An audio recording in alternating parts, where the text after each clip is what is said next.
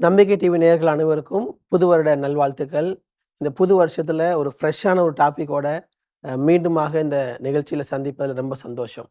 நம்ம நேரடியா பாஸ்டர்ட்ட கேள்வியில கேட்கலாம். பாஸ்டர், கடந்த இயர் ஃபுல்லாவே நெறைய காரியங்கள நம்ம டிஸ்கஸ் பண்ணோம். நம்ம நேயர்களுக்கு ரொம்ப பிரயோஜனமா இருந்துச்சு. குறிப்பா கணவன், மனைவி உறவுக்கு இடையில உள்ள அந்த emotional needs, 7 different emotional needs. நெறைய புது புது தம்பதிகள்லாம் அத பார்த்து பயனடைஞ்சதா ஃபீட்பேக் வந்திருக்குது. அதேபோல லாஸ்ட் மந்த்ல நீங்க மிட் லைஃப்ல இருக்கக்கூடிய ஃபேமிலிஸ், அத எப்படி ஹேண்டில் பண்ணணும், ஃபினான்ஸ எப்படி ஹேண்டில் பண்ணணும், நெறைய காரியங்கள நம்ம அ ஜ நேயர்களுக்கு பிரயோஜனமா நம்ம பேசினோம். இன்னொரு முக்கியமா நம்ம டச் பண்ணாத ஒரு டாபிக், நெறைய கேள்விகள் வந்துகிட்டு இருக்கிற ஒரு டாபிக், குடும்பத்தில பிள்ளைகளை எப்படி கையாள்றது? நம்ம ஒரு பெற்றோராக பிள்ளைகளை கையாளுவது ரொம்ப ரொம்ப கடினமாக இருக்கிறது. இந்த காலகட்டத்தில ரொம்ப கடினமா இருக்குதுன்னு நெறைய பெற்றோர்கள் கேள்வியில கேட்டிருக்கிறாங்க. இன்னும் சொல்லப்போனா, பெற்றோர்கள் கையாள்வது பிள்ளைகளுக்கு பிரச்சனையா இருக்குது. பிள்ளைகள் பண்ற காரியங்கள் பெற்றோருக்கு பிரச்சனையா இருக்குது. 2 சைடும் அவங்கவங்க நியாயத்தோட கேள்வியில கேட்குறாங்க. ஸோ இந்த டாபிக்கே கொஞ்சம் கான்ட்ரோவர்ஷியலா இந்த காலகட்டத்தில இருக்குது. அத குறிச்சு ஒரு சில காரியங்கள் நீங்க ஸ்டார்ட்டிங்ல சொன்னீங்கன்னா, கேள்விகள் அடுத்தடுத்து கேட்கிறேன் பாஸ்டர். நம்பிக்கை டிவி நேயர்கள் அனைவருக்கும் இனிய புத்தாண்டு வாழ்த்துக்கள். குறிப்பா இந்த வீடும் உறவு நிகழ்ச்சி மூலமா போன வருஷத்துல நிறைய காரியத்தை நம்ம பார்த்துருக்குறோம். குறிப்பா சொல்லணும்னு சொன்னா, கணவன் மனைவி உறவுக்குள்ள இருக்கக்கூடிய சிக்கல்கள், அதை எப்படி சரியாய் கையாள்வது, குறிப்பாக உணர்வின் தேவைகளை எப்படி சந்திப்பது. சரீர தேவைகள் ஒரு பக்கம் சந்திக்கப்பட்டாலும், 2 பேருக்கு இருக்கிற உணர்வின் தேவைகளை எப்படி அடையாளம் கண்டு கொள்வது, அதை எப்படி நிறைவேற்றுவது, திருப்தி செய்வது என்பதை குறித்து பார்த்தோம். அது மட்டும் இல்லாம, நடுத்தர வயதில் வரக்கூடிய பிரச்சனைகள், மிட் லைஃப் கிரைசிஸ் என்று சொல்லுகிற விஷயத்த ஒரு 2 வாரம் பாஸ்டர் கார்த்திக் அவங்க நம்மகிட்ட கேள்வி கேட்டாங்க. அந்த கேள்விக்கான பதில் சொன்னோம். ஆடியன்ஸ்ல இருந்தும் நிறைய பேர் கேள்வி கேட்டிருந்தாங்க.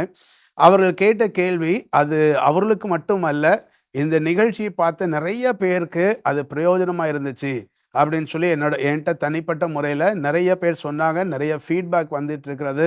இந்த நிகழ்ச்சியை பார்க்குறவங்க யாவருக்கும் மனதார நன்றி தெரிவிக்கிறோம். ஏன்னா இந்த நிகழ்ச்சியை பார்த்து இதை உங்களுடைய தனிப்பட்ட வாழ்க்கையில் உடனே நீங்கள் அப்ளை பண்ணுறீங்க, உங்களுடைய வாழ்க்கையை பற்றி ஆராய்ந்து பார்க்குறீங்க. அது ரொம்ப வரவேற்கப்பட வேண்டிய ஒரு விஷயம்.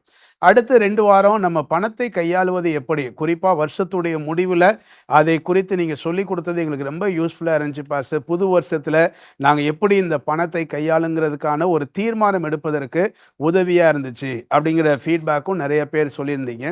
அதில் குறிப்பாக கிறிஸ்மஸ் அன்னைக்கு மாமியார் மருமகளுக்கு இடையில் இருக்கக்கூடிய பிரச்சனையை கொஞ்சம் கலகலப்பாக சிரிப்போடு, அதே நேரத்தில் வரக்கூடிய இஷ்யூஸை எப்படி நம்ம டீல் பண்ணணும் அப்படிங்கிறத பேசுனதை பற்றியும் நல்ல ஃபீட்பேக் இருந்துச்சு. ஆல்மோஸ்ட் நம்ம குடும்பத்தில் இருக்கக்கூடிய ஓரளவுக்கான விஷயங்களை பற்றி நம்ம பேசியிருக்கிறோம்னு நினைக்கிறேன். அதில் குறிப்பாக நீங்கள் கேட்ட வார்த்தையின்படி ரொம்ப மிக முக்கியமானது, ரொம்ப கான்ட்ராவர்சியலாக போகிறது, முரண்பாடு இருக்கக்கூடிய ஒன்று அப்படின்னா பேரண்டிங், பெற்றோர் பிள்ளை வளர்ப்பு. பேரண்டிங் பிள்ளை வளர்ப்பு. ஏன்னா இன்னைக்கு இருக்கிற பிள்ளைங்களை பெற்றோர் புரிஞ்சுக்கிறதே பெரிய கஷ்டமாக இருக்குது. ஏன்னா ஒரு காலத்தில் சொல்லும் பொழுது ஒரு தலைமுறை அப்படின்னு, ஜென்ரேஷன் கேப் அப்படின்னு சொல்லுவாங்க, தலைமுறை இடைவெளி. அது சொல்லும் போது 30 வருஷம் 40 வருஷத்துக்கு ஒரு தான் தலைமுறை இடைவெளி, ஜென்ரேஷன் கேப் என்பது வரும். ஜென்ரேஷன் கேப்னா என்னென்னா, ஒரு செட்டப் இருக்கும், சமுதாயம் ஒரு செட்டப்பில் இருக்கும். இதுலேருந்து டிரான்சிஷன் ஆகி ஒரு மாற்றத்துக்குள்ளாகி அடுத்த மாற்றத்துக்கு போகிறதுக்கு ஒரு மினிமம் 30 to 40 இயர்ஸ் இருக்கும். ஸோ ஒரு ஜென்ரேஷன் அப்படிங்கிற மாதிரி எடுப்போம். பட் இப்போ ஜென்ரேஷன் கேப்புங்கிறது every 3 years once whole the world மாறுது. Every 3 years. 3 இயர்ஸ்.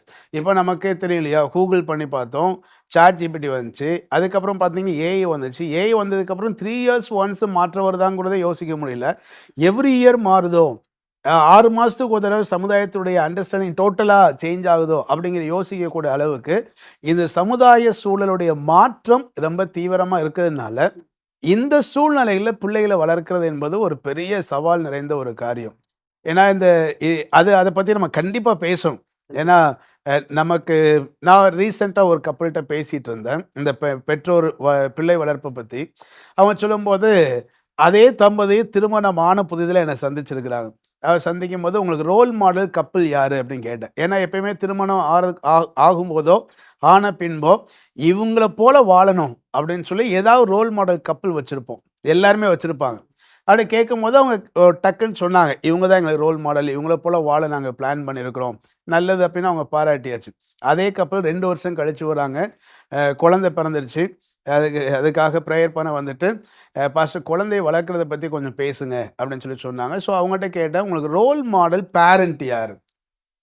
இவங்கள போல குழந்தைய வளர்த்துறணும் அப்படின்னு நீங்கள் நினைக்கக்கூடிய ரோல் மாடல் பேரண்ட் யார் அப்படின்னு கேட்டால் 2 பேரும் ஒருத்தருக்கு ஒருத்தர் பார்க்குறாங்க. இல்லை, ரோல் மாடல் பேரண்ட் இல்லை. அதுக்கப்புறம் நானுமே பர்சனலாக யோசித்து பார்க்குறேன். அதுக்கப்புறம் இந்த கேள்வி வந்து எனக்கு ரொம்ப ஸ்டிமுலேட் பண்ணுச்சு. நிறைய பேர்கிட்ட கேட்டேன். யார்கிட்ட கேட்டாலும் ரோல் மாடல் கப்புள் இருக்கிறாங்க. ரோல் மாடல் பேரண்டிங் அப்படிங்கிற இடத்துக்கு வரும்போது மேக்சிமம் அதை நம்ம கன்சிடர் பண்ணுறதே இல்லை, அதை பற்றி யோசிக்கிறதே இல்லை. நம்ம குழந்தைய வளர்க்கணும் அப்படிங்கிற போகும்போது இன்னொரு பக்கம் பார்த்தீங்கன்னா எந்த பேரண்டிங் மெத்தட் சூப்பர் பெர்ஃபெக்ட் அப்படின்னு சொல்லி பார்த்தோன்னா ஆல்மோஸ்ட் யாருமே வந்து பெர்ஃபெக்ட் பேரண்ட்ஸ் இந்த உலகத்தில் இருக்கிறாங்களா அப்படின்னா எனக்கு தெரிஞ்சு மேக்சிமம் இல்லை அப்படின்னு தான் சொல்லணும். ஏன்னா we are human being, we are living in the fallen world. நம்ம சாதாரண மனிதர்கள் வீழ்ச்சி அடைந்த உலகத்தில் வாழ்ந்து கொண்டிருக்கிறோம். பாவம் நிறைந்த உலகத்தில் வாழ்ந்துகிட்டு இருக்கிறோம். இந்த பாவம் நிறைந்த உலகத்தில் வெற்றிகரமான பேரண்டிங், பெர்ஃபெக்ட் பேரண்டிங் அப்படின்னு சொல்லி கண்டுபிடிக்கிறது வந்து கூடாத காரியம். ஸோ எல்லாத்தையும் குறை இருக்குது. இப்போ இந்த குறைகளோடு தான் தேவனுடைய உதவியோடு நம்முடைய பிள்ளைங்களை வளர்க்க வேண்டியது ரொம்ப ரொம்ப அவசியமாக இருக்குது.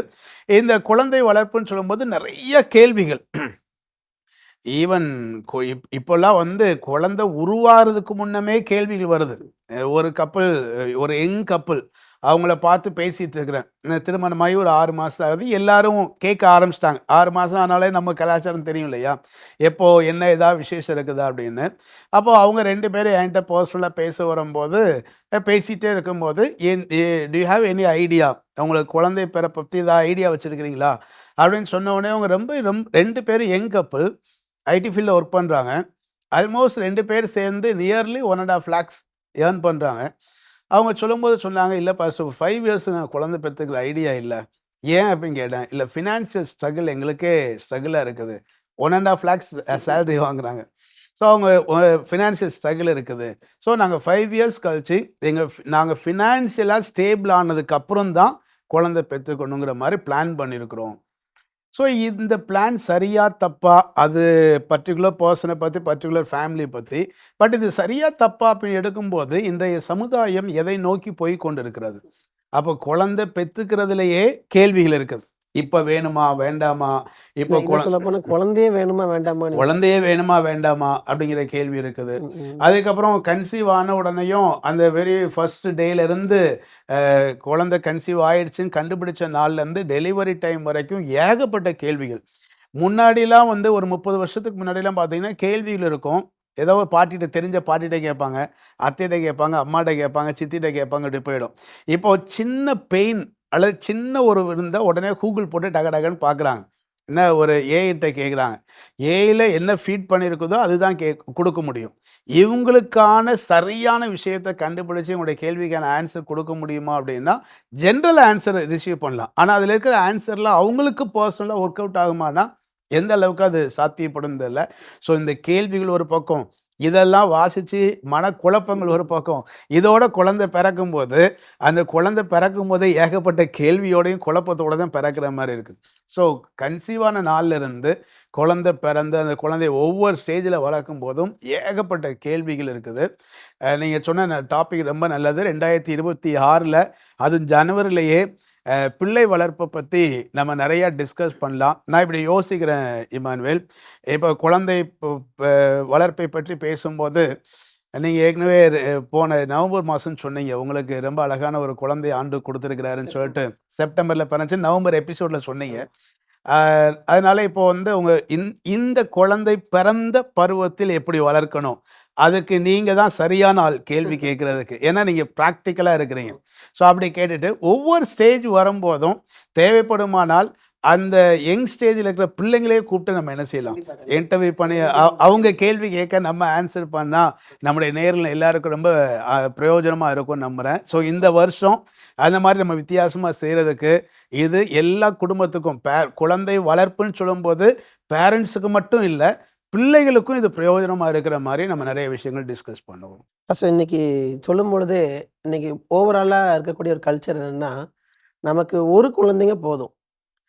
இன்னைக்கு நெறைய ப்ராப்ளம் எங்க ஆரம்பிக்குதுன்னா, வீட்ல ஒரு குழந்தைங்க தான் இருக்கிறாங்க. அவங்களுக்கு எல்லாவற்றையும் குடுக்கணும்னு சொல்லி பேரண்ட்ஸ் எல்லாத்தையும் குடுக்குறாங்க. நாள் செல்ல செல்ல அந்த குழந்தைகள் ரொம்ப பேம்பர் பண்ணும்பொழுது, அது அடுத்து என்ன பண்றது? அடுத்து நெறைய காரியங்கள்ல இந்த தனியா சிங்கிள் சைல்ட ஹேண்டில் பண்றது ஒரு பெரிய பிரச்சனையா இருக்குன்னு நெறைய கேள்விகள் நமக்கு வந்திருக்கு. ஸோ இந்த 2 குழந்தைகள், அது 3 குழந்தைகள் அது வேற மாரி இருக்கும். இது 2க்கும் டிஃபரன்ஸையும் நீங்க கொஞ்சம் சொல்லி, மெயின் அந்த சிங்கிள் சைல்டா வளர்ற பிள்ளைகள எப்படி ஹேண்டில் பண்றது? அந்த பிள்ளைங்க எப்படி அவங்கள உருவாக்குறது? அத குறிச்சு ஏதாவது ஒரு சில காரியங்கள் சொல்ல முடியுமா பாஸ்டர்? நம்ம இந்த சிங்கிள் சைல்ட பத்தி பேசுறதுக்கு முன்னாடியே, குழந்தையுடைய பருவங்களை குறித்து பேசிட்டோம்னா, ஓகே பாஸ்டர். அதுக்கப்புறம் இத பத்தி பேசும்போது, எந்த இடத்துல இந்த சிங்கிள் சைல்டு ப்ராப்ளம் வருது ஓகே. அப்படிங்கிறத நம்ம இன்னும் சரியா அட்ரஸ் பண்ண முடியும். ஓகே. கண்டிப்பா என்ன என்ன விஷயம் அப்படின்னா, இன்னைக்கு இருக்கிற சமுதாயத்துல இருக்கிற நெறைய பேர் ஒரு குழந்தை போதுங்கிறாங்க. ஒரு காலகட்டத்துல ஏன்னா நானும் பார்க்குறேன். நான் பிறந்து நான் சிறு பிள்ளையா இருக்கும்போது, கவர்மெண்ட் ஹாஸ்பிட்டல்ல ஒரு பெரிய ஃப்ளெக்ஸ் ஒண்ணு வச்சிருப்பாங்க. என்ன வச்சிருப்பாங்கன்னா, "நாம் இருவர், நமக்கு நால்வர்." ஓ! அந்த ஃப்ளெக்ஸ் இருந்து நான் பார்த்துருக்கிறேன். "நாம் இருவர், நமக்கு நால்வர்" அப்படின்னு இருந்துச்சு. அப்புறம் கொஞ்ச நாள்ல, "நாம் இருவர், நமக்கு மூவர்" அப்படின்னு போட்டாங்க. அப்புறம் "நாம் இருவர், நமக்கு இருவர்." நான் பார்த்தது அதுதான் ஃபர்ஸ்ட்டு. நாம் இருவர், நமக்கு இருவர் தான். அந்த ஸ்டேஜ்ல தான் நீங்க பிறந்து வளர்ந்துருக்கிறீங்க. ஸோ நாம் இருவர், நமக்கு இருவர். அதனால தான் உங்க வீட்ல நீனும் உன் தம்பி மட்டும் 2 இல்ல, பேர் தான். 2 பேர். நாம் இருவர், நமக்கு இருவர், திட்டமிட்ட குடும்பம், திகட்டாத இன்பம். அதில நெறைய போட்டு நாம் இருவர், நமக்கு இருவர். ஆசைக்கு 1, ஆஸ்திக்கு 1 அப்படிலாம் நெறையா ப்ரமோட் பண்ணி 2 அப்படி இருந்தது. அப்புறம் ஒரு காலகட்டம் வரும்போது, நாம் இருவர், நமக்கு ஒருவர் அப்படிங்கிற விஷயம் வந்துச்சு. இப்பல்லாம் வந்து நாமே குழந்தைகள், நமக்கு ஏன் குழந்தைகள் அப்படிங்கிற இடத்துக்கு மூவ் ஆகுறாங்க. ஸோ இது என்ன ஆகுது? பைபிள் என்ன சொல்லுது? சொசைட்டி என்ன சொல்லுது? ஜனத்தொகை குறைக்கணும். அந்த பாப்புலேஷன் வந்து அதிகமா பெருகிட்டே இருக்குது. பாப்புலேஷன் வந்து குறைக்கணும் அப்படிங்கிற இடத்துக்கு வரும்போது தான், நாம் இருவர், நமக்கு இருவர் அதெல்லாம் குறைச்சிட்டே வந்தான். ஆனா என்ன குறைச்சாலும், என்ன விஷயத்துல நம்ம மூவ் ஆனாலும், இந்த சிங்கிள் சைல்டு அப்படின்னு வரும்போது, அம்மா, அப்பா 2 பேரும் தன்னுடைய முழு கவனத்தையும் அந்த குழந்தைக்கு மட்டும் குடுக்குறாங்க. இன்னொன்னு சொல்லும்போது சொல்றாங்க, இப்ப இருக்கிற நெறைய பேர் சொல்ற வார்த்தைய நான் கேட்டிருக்கிறேன். "எங்களுடைய அன்பை இன்னொரு குழந்தையை பெற்று நாங்கள் பகிர்ந்து கொள்ளாமல், எங்க 2 பேருடைய முழு அன்பையும் அந்த ஒரு குழந்தைக்கே நாங்கள் கொடுத்து வளர்க்கப் போகிறோம். அதனால எங்களுக்கு 1 போதும்." முழு அன்பை அதாவது இப்போ என் கூட பிறந்ததுல 5 பேர். என்னோட சேர்த்து 5 பேர். 2 பேர் இறந்துட்டாங்க. 3 பேரு நாங்க வளர்ந்தோம். எப்பயுமே அம்மா, அப்பா செலுத்துகிற அன்பு அப்படிங்கும்போது, ஒரு குழந்தைக்கு எப்பயுமே தாங்கிட்ட 100% அன்பு இருக்குது. உனக்கு 35, உனக்கு 35, உனக்கு 35 அப்படி அப்படி பிரிக்க குடுக்குறது. முடியாது. பிரிக்க வாய்ப்பே இல்ல. எனக்கு குடுக்க வேண்டிய அன்பை எங்க அம்மா முழுசா தான் எனக்கு குடுப்பாங்க. எங்க அப்பா முழுசா தான் குடுப்பாங்க. எங்க அக்காவுக்கு கொடுக்க வேண்டிய அன்ப அவளுக்கு முழுசா தான் குடுப்பாங்க. எத்தனை குழந்தை இருந்தாலும், அத்தனை குழந்தைக்கும் பெற்றோர் தங்களுடைய முழு அன்பையும் காண்பிக்கிறது தான் அந்த பேரண்டிங். அப்ப இன்னைக்கு இருக்கிற கான்செப்ட் எப்படி ஆயிடுதுன்னா, குழந்தை பிறந்தா 50-50 பிரிஞ்சிருமோ அப்படின்னு 50-50 நான் பிரிச்சுருவேன்னு நினைக்கிற அந்த ஐடியாலஜியே ஒரு மாரி தவறான ஐடியாலஜியா இருக்குது. இது 1 அன்பு செலுத்துறது. அடுத்து சொல்றாங்க ஃபினான்சியல். எல்லாருமே திரும்ப என்ன கொண்டு வராங்கன்னா, பணம் தான் வந்து நிக்குது. என்னுடைய முழு கவனத்தையும் என்னுடைய குழந்தைக்கு கொடுத்து, அந்த குழந்தைக்கு வேண்டிய எல்லா தேவைகளையும் நான் சந்தித்து, எவ்வளோ எக்ஸ்ட்ரீமுக்கு படிக்க வைக்க முடியுமோ, எவ்வளோ எக்ஸ்ட்ரீமுக்கு நான் டெவலப் பண்ண முடியுமோ, அவ்வளோ விஷயத்துக்கு நாங்க டெவலப் பண்ணி விடப் போறோம். அதனால முழு சொத்து, முழு பணம் எல்லாம் அந்த ஒரு குழந்தைக்கு மட்டுமே கொடுக்கப் போறோம். ஆனா கொஞ்சம் யோசித்து பாருங்களேன். சொசைட்டில யோசித்து பாருங்க. உங்க அனுபவத்துக்கு உங்க ஃப்ரெண்ட்ஸு நெறைய பேர யோசித்து பாருங்க. இந்த மாரி என்னுடைய முழு அன்பையும், என்னுடைய முழு பணத்தையும் நான் என்னுடைய ஒரு குழந்தைக்கு மட்டும் கொடுத்து வளர்க்கப் போறேன் என்று அப்படி வளர்க்கப்பட்ட ஒரு குழந்தையாவது ரொம்ப பெர்ஃபெக்ட்டா வளர்த்துட்டேன்னு சொல்ற ஒரு பேரண்ட்ஸ கண்டுபிடிக்க முடியுமா? ரொம்ப ரேர். எனக்கு தெரிஞ்சு நான் இதுவரைக்கும் பார்த்ததில்ல. மேபி இருக்கலாம். நம்ம வந்து 100% அப்படின்னு நம்ம சொல்ல முடியாது. மேபி எக்செப்ஷனல் இருக்கலாம். ஆனா எங்கெல்லாம் சிங்கிள் சைல்டு இருக்குதோ அங்கெல்லாம் ப்ராப்ளம் இருக்கிறத பார்க்கணும். அதான் அதனால நிறைய கேள்விகள் ம். இருக்குது. சிங்கிள் சைல்டு ஹேண்டில் பண்றதுல நிறைய கேள்விகள் அதை போச்சு கேட்க. அங்க வந்து ப்ராப்ளம் இருக்கு. அப்ப அடுத்த கேள்வி வரும், அப்போ 4 பிள்ளைங்க இருக்கிற இடத்துல பிரச்சனை இல்லையானா, பிரச்சனை இருக்குது. அதுதான் சொல்லிட்டேன்ல, பிள்ளை வளர்ப்புல எல்லா சூழலையும் பிரச்சனை இருக்குது. ஆனா ஒரு 2 பிள்ளைங்க, 3 பிள்ளைங்க, 4 பிள்ளைங்க, அட்லீஸ்ட் 2 அப்படிங்கிற இடத்துல இருக்கிற பிள்ளைங்களுக்கு வந்து நிறைய விஷயங்கள் வீட்டிலேயே லேர்னிங் நடக்குது. நான் நினைக்கிறேன் நவம்பர் மாதம் ஒரு எபிசோட் பேசும்போது நான் சொன்னேன், எதற்காக குடும்பம் என்கிற அமைப்பை கடவுள் படைத்தார் அப்படின்னு பைபிள்லேருந்து பார்க்கும்போது, குடும்பத்தை படைத்ததே அன்பை கற்றுக்கொள்வதற்கான ஒரு இடம். It's a school for learning love. So அன்பை கற்றுக்கொள்வதற்கான ஒரு இடமாகத்தான் குடும்பத்தை வச்சிருக்கிறார். அன்பை கற்றுக்கொண்டால் விட்டு கொடுப்பது வந்துடும், மன்னிக்கிறது வந்துடும், ஷேரிங் வந்துடும். அன்புன்னு ஒன்று வந்துட்டாலே எல்லாமே வந்துடுமே. இப்போ அம்மா அப்பா 2 பேரும் தன்னுடைய முழு அன்பையும் தன்னுடைய பிள்ளைக்கு காட்டுறாங்க. அந்த பிள்ளை தன்னுடைய அன்பை காண்பிப்பதற்கு ஒரு சிப்ளிங் இருந்தால் தானே அங்கே வர முடியும். ஏன்னா அந்த குழந்தை அம்மா அப்பாங்கிற ரெஸ்பெக்ட் கொடுக்கும், அம்மா அப்பா மேலே அஃபெக்ஷன் இருக்கும்.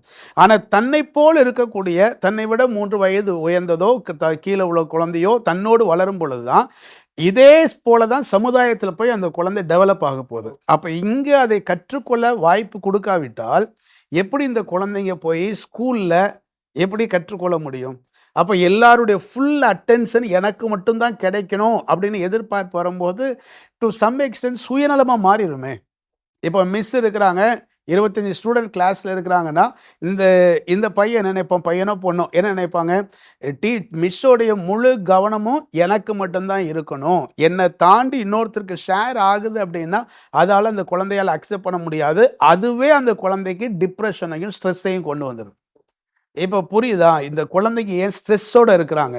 சிங்கிள் சைல்டாக இருக்கிற நிறைய பேர் ஸ்ட்ரெஸ்ஸோடு இருக்கிறத பார்க்குறோம். ஏன் ஸ்ட்ரெஸ் வருதுன்னா, எங்கெல்லாம் இந்த ஷேரிங்க்கான வாய்ப்பு இருந்து இதால் செய்ய முடியலையோ, ஏன்னா வீட்டில் பழகலை, அதற்கான வாய்ப்பு இல்லை. தாங்கிட்ட ஒரு பொம்மை இருக்குது, அந்த பொம்மையை இன்னொரு குழந்தையோட தான் வீட்டில் இருக்கக்கூடிய ஒரு இன்றைக்கி நம்ம ஜாயிண்ட் ஃபேமிலியிலே இல்லை, இருந்தால் கூட பெரியப்பா பிள்ளைங்க சித்தப்பா பிள்ளைங்க அப்படியா விளையாடும், அதுவும் இல்லை. ரிலேட்டிவ் சர்க்கிளுக்கு நம்ம போகிறதே இல்லை. ஃபங்க்ஷன் போனாலுமே என்ன செய்வான்னா டக்குன்னு போயிட்டு வந்துடுவோம். அந்த அந்த அந்த ஒரு ஒரு சமுதாயத்தோடு இசைந்து போகக்கூடிய ஒரு சூழல் இன்னைக்கு இருக்கிற காலகட்டங்களில் ரொம்ப ரொம்ப குறைவு. இல்லைன்னு நம்ம சொல்ல முடியாது, குறைந்து கொண்டே வருகிறது. ஸோ அப்படிங்கும்போது அந்த பிள்ளைங்க எப்படி அந்த அந்த அன்பை எங்கே கற்றுக்கொள்வது, அதை எங்கே ஷேர் பண்ணுறது, அதுவே ஒரு கேள்வி. ரொம்ப ஒரு eye opening thought for all our viewers. ஒரு சிங்கிள் சைல்டை ஹேண்டில் பண்ணுறது எவ்வளோ பெரிய ஒரு ஸ்ட்ரகிள் அப்படிங்கிறத புரிஞ்சுக்க முடிஞ்சுச்சு பாஸ்டர். நம்ம பைபிள் நமக்கு எல்லா காரியங்களுமே கற்றுக் கொடுக்குது. ஒரு மனுஷனுக்கு தேவையான எல்லா காரியமும் பைபிள்லேருந்து நம்ம கற்றுக்கொள்கிறோம். ஸோ இந்த பேரண்டிங் டாப்பிக்கை பற்றி நம்ம பேசுறதுனால பிள்ளைகளை வளர்ப்பதை குறித்து வேதம் சொல்லுகிற ஒரு சில காரியங்களை சொன்னால் நமக்கு ப்ராக்டிக்கலாக நம்ம வியூவர்ஸ் உதவியாக இருக்கும். அதாவது பிள்ளை வளர்ப்பை பற்றி எனக்கு தெரிஞ்சு பைபிளை போல ஒரு பெஸ்ட் புக்கு, பெஸ்ட் கைடு வந்து வேற எதுவுமே இருக்கிறதுக்கு வாய்ப்பு இல்லை. ஏன்னா அந்த பிள்ளை பிறக்கிறதுலேருந்து அது வளர்ந்ததுக்கப்புறம் என்ன செய்யணும், ஏது பண்ணணும் எல்லாமே சொல்லப்பட்டிருக்குது. குறிப்பாக நம்ம பிறக்கிறதுலேருந்து ஸ்டார்ட் பண்ணுவோமே பைபிள்லேருந்து, பிள்ளைகள் கர்த்தரால் வரும் சுதந்திரம்.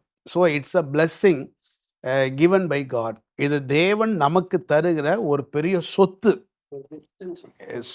நான் வந்து கிஃப்டை விட தாண்டி சொல்கிறேன். Yes of course it's gift. ஆனால் இந்த கிஃப்டை விட சொத்து. இப்போ நம்ம ஒரு சொத்து வாங்குகிறோம் அப்படின்னா, ஒரு ப்ராப்பர்ட்டி வாங்குகிறோம் அப்படின்னா எவ்வளோ ஹாப்பியாக இருப்போம். சிலர்லாம் சொந்த வீடு வச்சுருக்கிறவங்கள பாருங்கள், அவங்க ஒருவேளை வாடகைக்கு விட்டால் கூட ஆணி அடிக்க விட மாட்டாங்க, தண்ணி கவனமாக செலவு பண்ணுவாங்க. சொந்த வீடு தானே, நான் எப்படினாலும் இருக்கலாங்கிறது ஒரு மனநிலை இருக்கும். ஆனால் சொந்த வீடு வாங்கினதுக்கப்புறம் இல்லை இது அப்படி பண்ணக்கூடாது அப்படி பண்ணக்கூடாதுன்னு அந்த ப்ராப்பர்ட்டியை கவனமாக கையாளுகிற விதம் ஒன்று இருக்குது. சில ஆண்கள்லாம் பாருங்கள், 2 வீலர் வாங்கிட்டா அவ்வளோ தொடச்சி, ஏன்னா இது என்னுடைய சொத்து, என் பிள்ளை மாதிரி வளர்ப்பேன்பாங்க. ஸோ அப்போது ஒரு தேவன் கடவுள் தருகிற குழந்தை ஒரு பெரிய சொத்து. இதை நம்ம நினைக்கணும். இது தேவன் நமக்கு தருகிற சுதந்திரம், இது தேவனால் கொடுக்கப்படுகிற ஒரு கிஃப்ட்டு, இது சொத்து, இதை நான் நல்ல முறையில் வளர்க்கணும். பைபிளில் சில ஜெபங்கள் இருக்குது, சின்ன சின்ன ஜெபங்கள், பிள்ளை வளர்ப்பை பற்றி சின்ன சின்ன ஜெபங்கள். அதில் ஒன்று எனக்கு ரொம்ப பிடிச்ச ஒரு ஜெபம் வந்து சிம்சோனுடைய தகப்பனார் சிம்சோன்லாம் பிறக்கிறதுக்கு முன்னாடி மனோவா ஜாதி. மனோவா ம். மனோவாவுடைய மனைவிட்ட தான் தேவதூதன் வந்து பேசுகிறார். வெளிப்பட்டு சொல்லும்போது, இல்ல நீ வெயிட் பண்ண, என் புருஷனை கூப்பிட்டு வரேன். ஸோ வந்ததுக்கு அப்புறம் இப்போ கணவன் மனைவிங்கிற நிலையில இருந்து அவங்க 2 பேரும் அப்பா அம்மாங்கிற கண்ணோட்டத்தோட பாருங்களேன். ஓகே. பார்க்கும்போது எப்படி இருக்குன்னா, அப்பா தான் இந்த கேள்வி கேட்கிறார். ம். இந்த காரியம் நடக்கும்போது இந்த குழந்தையை நான் எப்படி வளர்க்க வேண்டும், எப்படி நடத்த வேண்டும்? 2 கொஸ்டின் கேட்கிறார். எப்படி வளர்க்கணும் ஒரே வார்த்தையில விட்டுருக்கலாம். எப்படி வளர்க்க வேண்டும், எப்படி நடத்த வேண்டும்? அப்போ ஒவ்வொரு நாளும் இந்த நிகழ்ச்சியை பார்த்துட்டு இருக்கிற பெற்றோர் ஒவ்வொருத்தரும் உங்க குழந்தை எவ்வளவு வயதுடையவர்களாக இருந்தாலும் நீங்க ஜெபம் பண்ண வேண்டிய 2 வார்த்தை சொல்லி ஜெபிக்க வேண்டிய ஜெப குறிப்பு, ஆண்டவரே நீர் எனக்கு கொடுத்த குழந்தையை நான் எப்படி வளர்க்க வேண்டும், எப்படி நடத்த வேண்டும்? ம். இந்த 2 வார்த்தை ரொம்ப சூப்பரான வார்த்தை இல்ல. அப்போ குழந்தையை வளர்ப்பதற்குன்னு சில காலங்கள் இருக்கிறது, குழந்தையை நடத்துவதற்கென்று சில காலங்கள் இருக்கிறது. ஓகே. வளர்க்கறதுக்கும் நடத்துறதுக்கும் difference. வித்தியாசம் இருக்குது. அந்த வார்த்தையே நமக்கு ரொம்ப டிஃபரன்ஸ் சொல்லி கொடுக்குது. அஹ், ஒரு Roman Catholic missionary Francis Xavier, Okay. பெரும்பாலும் இந்த பேர் எல்லாருக்கும் தெரியும். பிரான்சிஸ் சேவியர் வந்து சிறுவர் ஊழியத்தை தான் ரொம்ப தீவிரமாக கவனம் செலுத்தினார். நல்ல ஊழியர், நல்ல சிறுவர்கள் ஊழியத்தில் ரொம்ப திறம்பட செயல்பட்டவர். அவர் ஒரு முறை சொல்லும்போது சொல்றாரு, ஒரு குழந்தை பிறந்த உடனே என்னிடத்தில் கொடுத்து விடுங்கள். ம். குழந்தை பிறந்த உடனே என்கிட்ட கொடுத்துருங்க. 7 வருடம் நான் வளர்க்கிறேன். நல்ல அந்த வார்த்தையை கவனிக்கணும். 7 வருடம் நான் வளர்க்கிறேன். 7 வருடத்திற்கு பின்பு இந்த குழந்தையை உலகத்தின் எந்த மூலையில் வேண்டுமானாலும் கொண்டு போய் விடுங்க. அந்த பிள்ளை எதிர்காலத்தில் கெட்டு போகாது அப்படிங்கிறார். ஓகே. அப்போ அவர் என்ன சொல்றாருன்னா, ஃபர்ஸ்ட் 7 இயர்ஸ் அதுதான் வந்து ஃபவுண்டேஷனல் பீரியட், Okay. அஸ்திபார காலம். இந்த முதல் 7 ஆண்டுகளுக்குள்ள இந்த குழந்தையை வளர்க்கும் பொழுது ஒரு பெற்றோர் எப்படி என்னுடைய குழந்தை எதிர்காலத்தில் வர வேண்டும் என்று தீர்மானிக்கிறார்களோ அந்த தீர்மானத்தின்படி முதல் 7 ஆண்டுகள் அந்த பிள்ளையை வளர்த்தாச்சுன்னா, அதுக்கப்புறம் ஒரு 7 ஆண்டுகள் 7 வயசு வரைக்கும் வளர்க்கணும். அடுத்து 7 வயசுலேருந்து 14 வயசு வரைக்கும் நடத்தணும், ஓகே. கைட் பண்ணணும். கைட் பண்ணியாச்சுன்னா அவ்வளோதான் பேரண்ட்ஸோட ஒர்க்கு. 14 வயசு ஐ மீன் டீனேஜுக்குள்ள வந்ததுக்கப்புறம் போராடணுங்கிற அவசியம் இல்லை, அவங்க சூப்பராக வருவாங்க. ஆனால் நம்ம வந்து எல்லாமே உள்டா. எப்படி செய்வோன்னா, முதல் 7 ஆண்டு அந்த குழந்தைக்கு என்ன தெரியும், சின்ன பிள்ளை, கேட்குறதெல்லாம் கொடு கேட்குறதெல்லாம் கொடு கேட்குறதெல்லாம் கொடுன்னு முதல் 7 வயசு வரைக்கும் அந்த குழந்தைய ஃபுல் பேம்பரிங்ல இருக்கும். கெடுத்துருவோம். என்ன செல்லம் கொடுத்து அது கேட்குறதெல்லாம் வாங்கி கொடுப்போம். அடுத்து 7 ஆண்டுன்னு வரும்போது பிள்ளை செகண்ட் ஸ்டாண்டர்ட் முடிச்சு தேர்ட் ஸ்டாண்டர்ட் வந்துடுவாங்க. அப்புறம் தேர்ட்ல இருந்து 14 வயசு வரைக்கும் வரும்போது ஒரு 8th 9th இந்த டைம்ல தான் ட்ரக் ஆஃப் வர ஆரம்பிக்கும். ஏன்னா இந்த 7 வயசு வரைக்கும் இந்த பிள்ளைங்க அடம் பிடிச்சே பழகிட்டாங்களா, அதுக்கப்புறம் கேட்பாங்க. இப்போ திடீர்னு பேரண்ட்ஸ் சொல்லுவாங்க, நீ பெரிய பிள்ளை ஆயிட்ட, கொஞ்சமாவது பெரிய பிள்ளை மாதிரி நடந்துக்கோ, இப்படி அடம் பிடிக்காத செய்யாதுன்னா அது டென்ஷன் ஆகும். அங்கேயும் வந்து என்ன செய்வோன்னா, மோரார்லெஸ் கண்ட்ரோலிங் பேரண்ட் எடுத்துருவாங்க. இந்த பெற்றோர் வந்து பிள்ளைங்களை ரொம்ப தங்களுடைய கண்ட்ரோலுக்குள்ளே வச்சுருப்பாங்க. அதுக்கப்புறம் 14 வயசுக்கு அப்புறம் பார்த்தீங்கன்னா, அப்போ தான் பேரண்ட்ஸ் என்ன நினைக்கிறாங்களோ அதைத்தான் பிள்ளை செய்யணுங்கிற மாதிரி போராட்ட ஆரம்பிக்கும். அது வாய்ப்பே இல்லை. அதனால தான் பிரான்சிஸ் சேவியர் சொல்றாரு, முதல் 7 ஆண்டுகள் அந்த குழந்தை என்னிடத்தில் கொடுத்து விடுங்க, நான் வளர்க்கிறேன் அப்படிங்கிறார். மனோவா இது பல ஆயிரம் வருஷத்துக்கு முன்னாடியே தெரிஞ்சவர். அவர் சொல்றாரு, அந்த குழந்தை பிறந்த உடனே எப்படி வளர்க்கணும், எப்படி அதுவும் குழந்தை நடத்தணும். பிறகுக்கு முன்னாடியே கேட்குறாங்க. குழந்தை பிறகு அதாவது கரு Conceive உருவாகிறதுக்கு ஆகல. முன்னாமே. ஏன்னா குழந்தை வளர்ப்பு என்பது எங்கிருந்து ஆரம்பிக்குன்னா கருவுல இருந்து உருவாகுது. நம்ம இந்த ஸ்டேஜஸை பற்றி பேசும்போது ஓகே. நிறைய பேசுவோம். கருவிலிருந்து உருவாகிறது. ஸோ கருவிலிருந்து உருவாகும் போது இந்த குழந்தைய சரியாக வளர்த்து கொண்டு வந்துட்டோம்னா, 7 வயசு வரைக்கும் சூப்பராக கொண்டு வந்துட்டோம்னா, அப்புறம் 7லேருந்து 14 வயசு ஜஸ்ட் அதை கைட் பண்ணணும், நடத்தணும். அதுக்கப்புறம் அந்த குழந்தைங்க ரொம்ப சூப்பராக அவங்களுடைய ஃப்யூச்சர் இருக்கும். பட் இப்போ இந்த நிகழ்ச்சி பார்த்துட்டு இருக்கிற நிறைய பேர், எங்கள் குழந்தைக்கு ஏற்கனவே 14 வயசு ஆயிடுச்சு, ஏற்கனவே 7 வயசு ஆயிடுச்சு, கவலைப்பட வேண்டாம், சோர்ந்து போயிட வேண்டாம். இதிலிருந்தும் நம்ம என்ன செய்யறது, எப்படியெல்லாம் மாற்றிக்கொள்வது என்பதை பற்றியும் நம்ம இதை பற்றி நிறைய வரக்கூடிய நாட்களில் பேசுவோம். கண்டிப்பா கண்டிப்பா பாஸ்டர். இப்போ ஃப்ரெஷ்ஷாக இருக்கிறவங்களுக்கு ரொம்ப யூஸ்ஃபுல்லாக இருக்கும். கண்டிப்பாக உங்களை போல இப்போதான் குழந்தை பிறந்தது உங்களுக்கு ரொம்ப யூஸ்ஃபுல்லாக இருக்கும். கண்டிப்பா. இன்னொரு விஷயத்தை நான் சொல்ல விரும்புகிறேன், என் பைபிள்ல இருந்தே சொல்ல விரும்புகிறேன். மோசே பிறகுறார், யாத்ராமத்தின் புஸ்தகத்தில் மோசே பிறகுறாரு. பிறந்த உடனேயும் அந்த சம்பவம் பைபிள் வாசிக்கிற எல்லாருக்கும் தெரியும். அன்றைக்கு இருந்த எகிப்து பார்வோன் வந்து நைல் நதியில் கொண்டு போய், ஆண் பிள்ளைன்னு நைல் நதியில் கொண்டு போய் விடணும். மோசேயுடைய பெற்றோரும் ராஜாவின் கட்டளைக்கு கீழ்ப்படுகிறாங்க. ஆனால் நாணல் பெட்டி வச்சு அதை நைல் நதியில் விடுறாங்க. பார்வோன் குமாரத்தி அதை எடுத்துக்கிறா. அந்த குழந்தையை பார்த்து எடுக்கிறா. அந்த குழந்தை மேல அவளுக்கு ஒரு இரக்கம் உண்டாகுது. ஸோ இந்த குழந்தையை வளர்க்கணும்னு அவ முடிவு பண்ணிடுறா. வளர்க்கணும் முடிவு பண்ண உடனேயும் அந்த மோசேயுடைய தமக்கை சகோதரி வந்து பார்வோன் மிரியாம் குமாரத்திட்ட கேட்கிறா, இவனுக்கு பால் கொடுக்கும் ஒரு தாயை நான் வந்து உனக்கு கொண்டு வரட்டுமா? ம். பார்வோன் குமாரத்தி ஓகே தாராளமா கொண்டு வான்னு சொல்லும்போது மோசேயுடைய அம்மாவே கொண்டு வந்து நிறுத்துறாங்க. இப்போ பார்வோன் குமாரத்தி மோசேயின் தாயை பார்த்து ஒரு ஒரு என்ன ஒரு ஆர்டர், ஒரு ஓகே. ஆணை கொடுக்குறா. என்ன கொடுக்குறான்னா, இந்த குழந்தையை எனக்கென்று வளர்த்திடு, ம். நான் உனக்கு சம்பளம் தருவேன். ஓகே. அந்த அந்த வசனம் ரொம்ப முக்கியமானது. இந்த குழந்தையை நீ யாருக்காக வளர்க்கணும்? எனக்கு. எனக்காக வளர்த்தது. இதுதான் அந்த சொந்த தாயின்னு தெரியாது. ம். ஆனா பார்வோன் குமாரத்துடைய வார்த்தை, இந்த குழந்தை என் குழந்தை. இந்த குழந்தை நீ வளர்க்கும் போது எனக்காக வளர்க்கணும், ஓகே. உனக்காக வளர்த்துடக்கூடாது. நான் உனக்கு சம்பளம் தருவேன். இந்த வார்த்தையை மட்டும் ரொம்ப அழகா நம்ம தனியா எடுத்துட்டோம்னா, இப்ப இந்த வார்த்தையை அப்படியே கொஞ்சம் கற்பனை பண்ணி பாருங்க. கடவுள் இப்போ உங்களுக்கு ஒரு குழந்தை பிறந்திருக்காங்க ம். இல்லையா? அந்த ஆண்டவர் உங்களுக்கு ஒரு குழந்தையை கொடுத்துட்டு, இப்போ ஆண்டவர் உங்களை பார்த்து சொல்றாரு, இந்த நீ குழந்தை உனக்கு கொடுத்துட்டேன். ம். இந்த குழந்தையை எனக்கென்று வளர்த்திடு. Okay. Not for you but for Oh me. God. எனக்காக நீ வளர்த்திடு. அதுக்குரிய பிளெஸிங் நான் உனக்கு தருவேன். ஓகே. இல்ல அது ம். எவ்வளவு ரொம்ப அருமையான வசனம். ரொம்ப ஒரு ஸோ சூப்பரான ஒரு காரியம். நேரில் ஒவ்வொருவருமே உங்களுக்கு கடவுள் குழந்தை கொடுத்திருக்கிறார், ஆண்டு குழந்தை கொடுத்திருக்கிறார், ரொம்ப சந்தோஷம். அந்த குழந்தையை யாருக்காக வளர்க்குறீங்க? கடவுளுக்காக வளர்க்குறீங்களா? உங்களுக்காக வளர்க்குறீங்களா? இல்லை வேற ஏதாவது பர்பஸ்க்காக வளர்க்குறீங்களா? இயேசுவை ஏற்றுக்கொண்ட ஒவ்வொருவருடைய இருதயத்தில் இருக்க வேண்டிய ஆழமான உணர்வு, என் குழந்தையை இயேசு எனக்கு தந்திருக்கிறார், இந்த குழந்தை இயேசுவுக்காக வளர்க்கணும் அப்படிங்கிற எண்ணத்தோட நீங்க பிளான் பண்ணி வளர்க்க ஆரம்பிங்க. ஆண்டு உங்களுக்கு பெரிய ஞானத்தையும் கிருபையும் தருவார். தொடர்ந்து இதை பத்தி வருகிற நாட்கள்ல கண்டிப்பா. நிறைய கேள்விகளை நம்ம டிஸ்கஸ் ஓகே பண்ணுவோம். பாஸ்.